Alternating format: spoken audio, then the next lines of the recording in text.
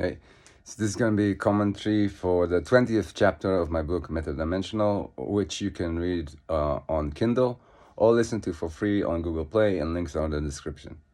Okay, so the 20th chapter is called The Experiential-Scape. So before I explain what the Experiential-Scape is, I wanted to step back. And so I made two, like this theory makes two, assumes two axioms. One is that experience is fundamental, and the other is that it rejects solipsism. It rejects the idea that there's no other experiential agents other than you that you interact with. Now, when you assume that there are other experiential agents out there, you have to first assume that there's something else other than yourself, something else other than your perception. If there isn't, then everything is perception. Then you are in solipsism. Everything in your perception, that's the only thing that exists. If not, something else exists, something that's not there. So that's what I call fundamental dimensions, or you can call it the objective substrate. But it has to be, it necessarily is separate and causally independent from perception, from experience. So it has to be separate from it. So there are elements that are not experienced, not in experience, never will be in experience by definition. They have to be, or we are in solipsism. So, okay, now, but so you can say, okay, these elements are the people I interact with, the experiential agents I interact with. Well, that can't be, because by interacting with them, it means that there is a causal dependence between us, me, and them. So if they are causally independent from me, and I am also causally dependent on them, then we have a contradiction. So they can't be the fundamental dimensions that I just mentioned. They can't be the objective substrate, these other experiential agents. So what are they? Now you could say the objective substrate produces experience, produces the experiential agents, and the experiential agents are an illusion. That is a common claim among scientists. But this theory argues that the experience is fundamental nonetheless. So if it is fundamental, nothing produces it. Definitely not other fundamental dimensions. So that's a bust. So how do you solve this?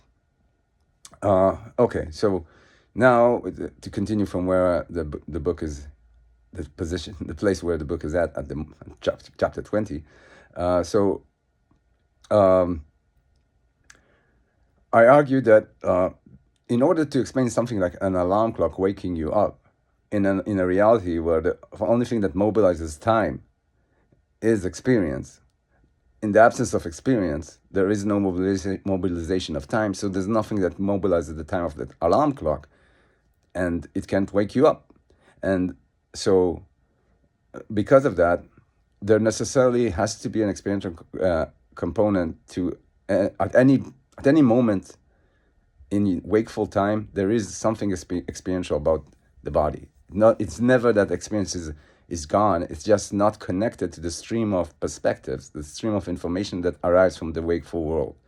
It does not leave anything in memory, but that's fine. We know perfectly well how to make memories be gone, like the drugs that do that.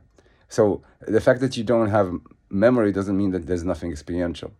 But what it does mean is that even for the same exact body, and I'm not talking about the corporeal body, I'm talking about the objective substrate, there can be many experiential movements that are associated with it.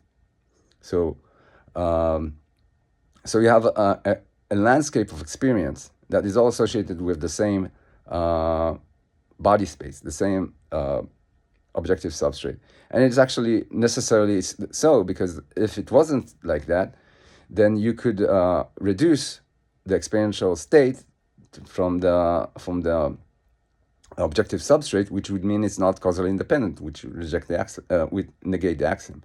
So you have a landscape of experience that is associated with the same body, which I call the Experiential-Scape. But now notice another thing. It is the same you, and there is definitely a causal relation between you, let's say a second ago, and you a second in the future, or if second is too little a time, you a minute ago and you a minute in the future. There is a causal relation between them, but if you take, for example, the double slit experiment, you can see how, as time progresses, what seems to be the case is that the body space, the objective substrate changes. Like you change the objective substrate that experience reflects on, that appears in perception. It's not the same objective substrate every moment. It changes. It necessarily changes, because if it wasn't, then you couldn't explain something like the double slit experiment and superposition. So the same Experiential-Scape that can, for a given objective substrate or given body can produce many, can inspire many experiential movements, is also the thing that binds moment to moment, what I call the experiential trail from the past to the future. So now, it is the same you in like, as far as you perceive your existence as an experiential agent, it's the same you a moment ago and a moment into the future. And the only difference between you and it is that there's a different body, a different objective substrate. Now think about what happens between you and another experiential agent that you interact with. It reflects on a different body space. But if there is a causal relation between you, it's not different from the causal relation between you a moment ago and you a moment in the future. The only thing that you should presuppose is that other experiential agents, the element that it is the same element as you.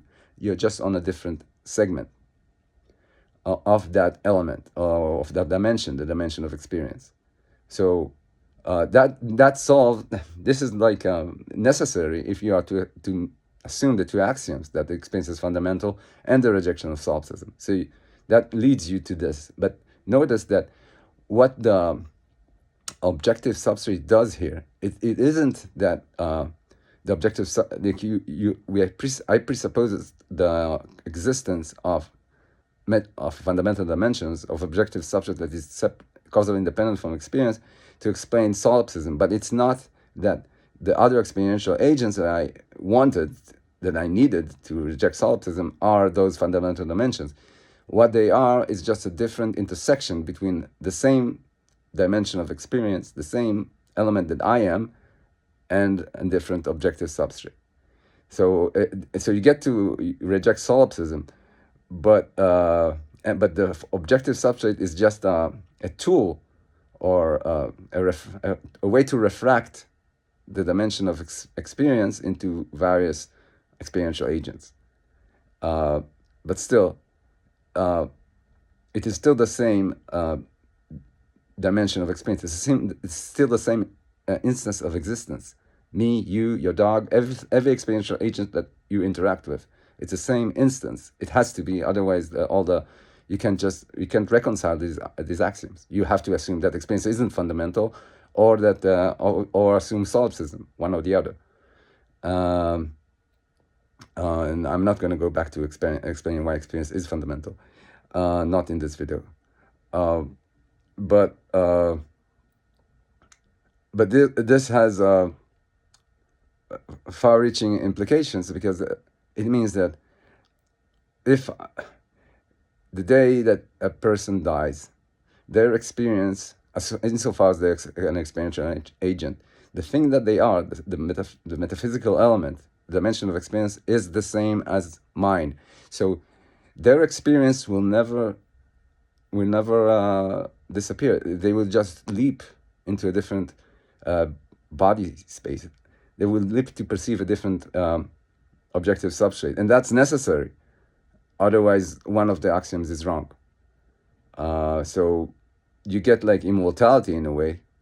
You lose all memories through that immortality, but the sense of existence necessarily persists.